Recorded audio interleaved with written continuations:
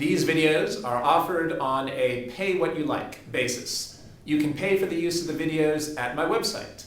There's a link to my website in the info box. The address is www.freelance-teacher.com/videos.htm. Or you can just use the link in the info box. Thank you. I did a video series where I tried to explain resonance, and I did 50 videos and I wasn't done.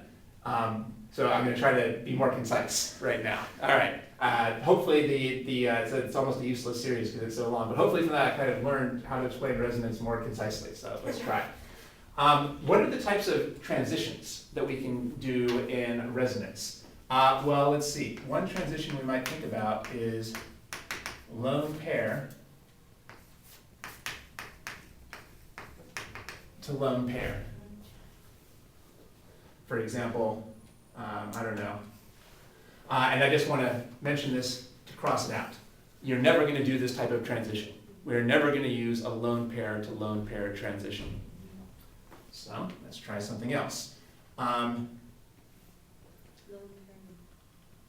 So now let's think instead about transitions where we are forming a pi bond. Well, we could have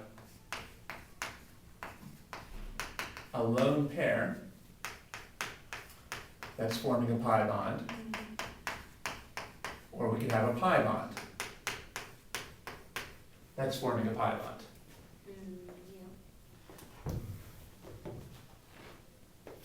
Can a pi bond make a lone pair? Yes, that's right. I'm going to talk about that in a second because that'll be a different category, but you're right. That will be something we have to think about. So all the transitions are possible except lone pair to lone pair. So let's start by thinking about what happens when you make a pi bond. All right, when you make a pi bond, you have to make sure that you're drawing a legal resonance structure. When would it be illegal? If you exceed an octet. You have to make sure that you're not going to exceed an octet. All right, now how can we make sure that we're not going to exceed an octet? Well, first of all, if you're forming a pi bond with a carbo-cation, well, that won't exceed an octet because it already had an incomplete octet to start with. So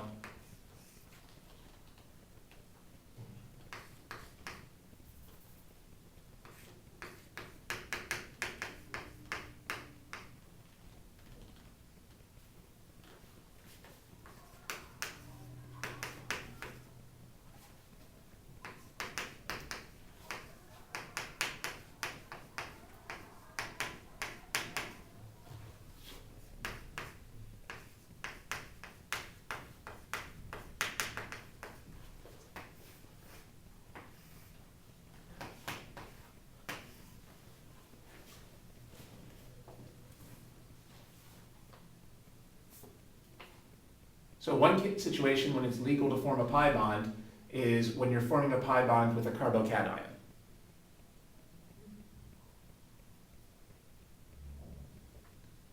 Because we know the carbo-cation has room for extra electrons. Well, here would be an example of that. So this electron here is going to be gaining these electrons. How do I know that it's not going to exceed an octet? Well, I know this has room because a carbo-cation has an incomplete octet. So I know this is going to be legal. Does that make sense to both of you? Okay. So it's legal when we're forming a pi bond with a carbo-cation. There are some other things that have room. For example, we briefly mentioned earlier today, there are some elements that can have an expanded octet. But I'm not going to write that down because that's hardly ever going to come up in your course. And there are also some other elements that could start with an incomplete octet. For example, boron sometimes starts with just a sextet that could have room. But again, I'm not going to bother writing that down because it hardly ever comes up. 99% of the time, this is the example we'll be focusing on. So that's what we'll focus on. Now, there's one other way that we can have room for a pi bond, which is if the atom that's gaining the pi bond is also losing a pi bond.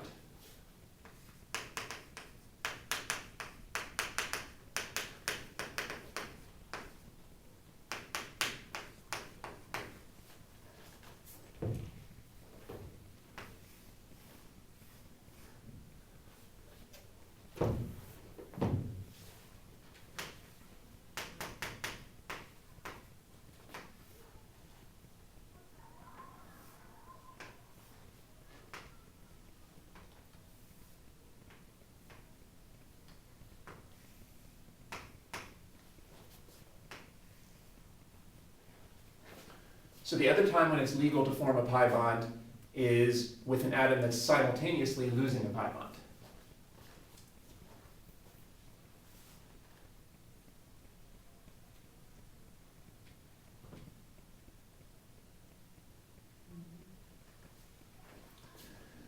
Does that make that carbon negative? Yeah, that's right. That would make this carbon negative. Yeah, that's not the point I wanted to emphasize right now, but it's good that you noticed that. Now, this arrow by itself would not be legal because there's no room for these extra electrons on this carbon unless the carbon is simultaneously losing these electrons. So here we're forming a pi bond, which would have exceeded an octet on this carbon, except this is also losing these electrons. So these are the only two cases where you can form a pi bond. Now, the advantage of learning these mechanical rules is you don't need to actually count the electrons anymore to see when you're exceeding an octet. Rather than counting the electrons to see if you've exceeded an octet, just use these mechanical rules. If you're forming a pi bond, it cannot possibly be legal unless it's with a carbo-cation or an atom that's losing a pi bond. And if we do satisfy these rules, we know it's legal and it won't exceed an octet. We don't need to bother counting the pi electrons. That's going to take us too long if we do that on every problem. Okay. All right, so very good.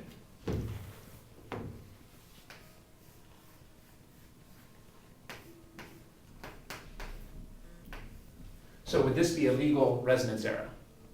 Yeah. Because we're forming a pi bond, but it's with someone who has room, because they have a positive charge.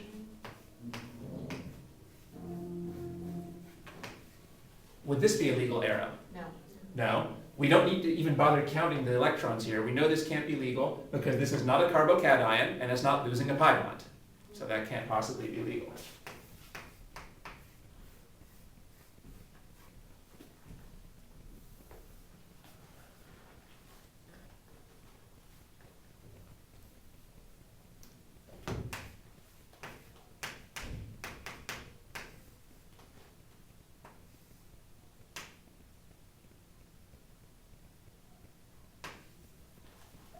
Is this a legal arrow? Yeah. Only if the other one needs Yeah. to. With this combination, this is legal because we're forming a pi bond, but with an atom that's losing a pi bond. Okay, so this is the mechanical approach for making sure this is going to be legal.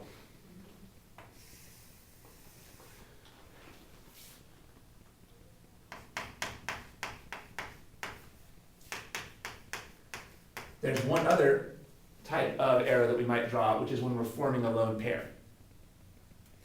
Now, there's some good news and some bad news here. The good news is there's no way that this could ever exceed an octet. We don't need to worry about this exceeding an octet. I'll show you why.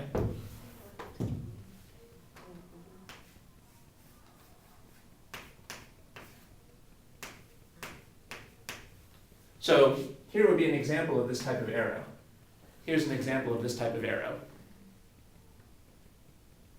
Now, how many electrons did the oxygen have before we did the transition?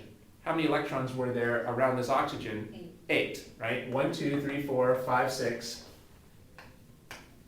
7, 8. And how many electrons will there be after we move this up into a lone pair? 8. Still 8. So there's no way that this could ever exceed an octet because you were already possessing the electrons in the bond anyway.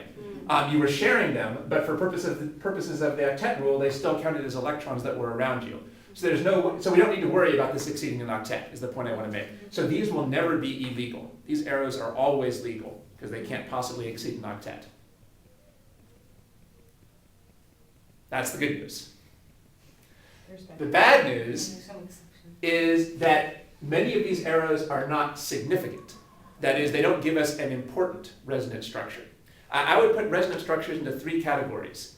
There's the most significant resonance structures, there's the less significant resonance structures, and there's the insignificant resonance structures. Most significant, less significant, and insignificant. Most significant, less significant, and insignificant are the 3 different types of resonance structures. And this one is? Well, let's get back to that in a second, yeah. Which types of resonance structures should we bother drawing? We should draw the most significant, obviously, and we should draw the less significant. But we certainly should not draw the insignificant ones. So the point I want to make is, just because something is less significant doesn't mean we should ignore it. We should draw the ones that are less significant. We just should ignore the ones that are insignificant. Okay. So what we need here is a mechanical rule for figuring out which of the resonance structures are completely insignificant, and the ones we don't want to draw, or which ones are somewhat significant. So this is only significant if, and again, there's going to be two possibilities here.